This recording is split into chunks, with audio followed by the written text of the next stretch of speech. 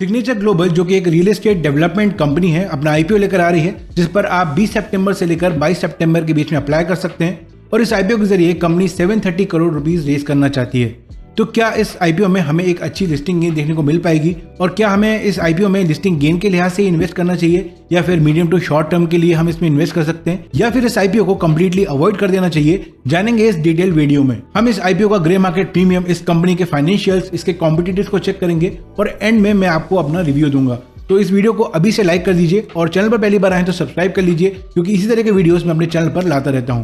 तो चलिए आज का वीडियो स्टार्ट करते हैं। तो सबसे पहले ब्रीफली इस कंपनी के बारे में जान लेते हैं। तो सिग्नेचर ग्लोबल एक रियल एस्टेट डेवलपमेंट कंपनी है जो ईयर 2000 में इनकॉर्पोरेट हुई थी। ये दिल्ली एनसीआर और गुरुग्राम रीजन में रियल एस्टेट सेक्टर में एक लीडिंग प्लेयर है और ये affordable housing and mid income segment के अंडर दिल्ली एनसीआर रीजन में लार्जेस्ट रियल एस्टेट डेवलपर्स हैं। सिग्नेचर ग्लोबल गवर्नमेंट की अफोर्डेबल हाउसिंग पॉलिसीज को सपोर्ट कर रहे हैं, जैसे कि अफोर्डेबल हाउसिंग पॉलिसी 2013 और दीनदयाल जन आवास योजना। अब कंपनी के फाइनेंशियल्स को जल्दी से देख लेते हैं। तो अभी हमारे पास ईयर 2020 से लेकर 2023 के बीच का डेटा है और अगर टोटल एसेट्स को देखें तो चारों सालों में हर साल एक अच्छी ग्रोथ हुई है।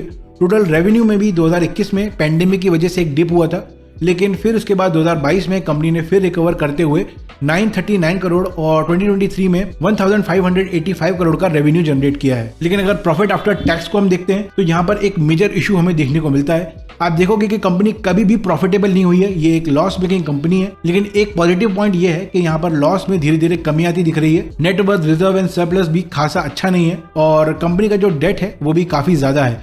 2023 में ये डेट जो है वो 1709 करोड़ का है और कंपनी जो आईपीओ से पैसा रेस करेगी उसमें मेजर पोर्शन जो है वो डेट को चुकाने में यूज करने वाली है। और ये मेरे हिसाब से एक नेगेटिव पॉइंट है, क्योंकि कंपनी अगर आईपीओ से पैसा रेस करती है और उसको अपने ग्रोथ में यूज करती है तो वो एक अच्छा मुझे पॉजिटिव पॉइंट लगता है। लेकिन अगर उसी पैसे को वो डेट को चुकाने में यूज करती है तो मेरे हिसाब से ये एक अच्छा साइन नहीं है। लेकिन यहाँ पर ऐसा ही हमें देखने को मिल रहा है। कंपनी का जो मार्केट कैप है वो है 5409 करोड़ का और क्योंकि एक लॉस मेकिंग कंपनी है तो यहाँ पर जो पी है वो नेगेटिव ही होगा और अर्निंग पर शेयर भी -5.44 का है और इसीलिए इनके कॉम्पिटिटर्स से इन्हें कंपेयर करना भी जरूरी हो जाता है। तो अगर आप इनके कॉम्पिटिटर्स की बात करें तो यहाँ पर आप बड़े बड़े नाम को देख सकते हैं, जैसे कि DLF, गोदरेज, प्रेस्टीज, माइक्रोटेक और शोभा। और अगर आप यहाँ पर नोटिस करेंगे तो सबका पी काफी ज्यादा है और बाकी सभी कॉम्पिटिटर्स के नंबर जो है वो सिग्नेचर ग्लोबल से काफी बेटर हैं। अब इस आईपीओ से related important dates and details को चेक कर लेते हैं। तो इस आईपीओ में आप सितंबर 20 से लेकर सितंबर 22 के बीच में अप्लाई कर सकते हैं। प्राइस बैंड जो है वो 366 टू 385 रुपीज पर शेयर रखा गया है। लॉट साइज 38 शेयर्स का है। मिनिमम आपको एक लॉट खरीदना जरूरी है और यहाँ पर जो एक लॉट की प्राइस है वो है 14,630 rupees. Retail investor maximum 13 lots के लिए अप्लाई कर सकते हैं और इसका जो इशू साइज है वो है 730 करोड़ का। उसमें से 603 करोड़ जो है वो फ्रेश इशू है और बाकी 127 करोड़ रुपीज जो है वो ऑफर फॉर सेल है, यानी कि प्रमोटर्स अपना स्टेक यहाँ पर सेल कर रहे हैं। अब अगर ग्रे मार्केट प्रीमियम की बात करें तो यहाँ पर जो ग्रे मार्केट प्रीमियम है वो 40 रुपीज का निकल के आता है, जो कि लिस्टिंग प्राइस को 425 रुपीज का बना देता है। मतलब कि यहाँ पर करीब 10% 11% के आसपास का यहाँ पर ग्रे मार्केट प्रीमियम देखने को मिल रहा है, जो कि काफी कम है।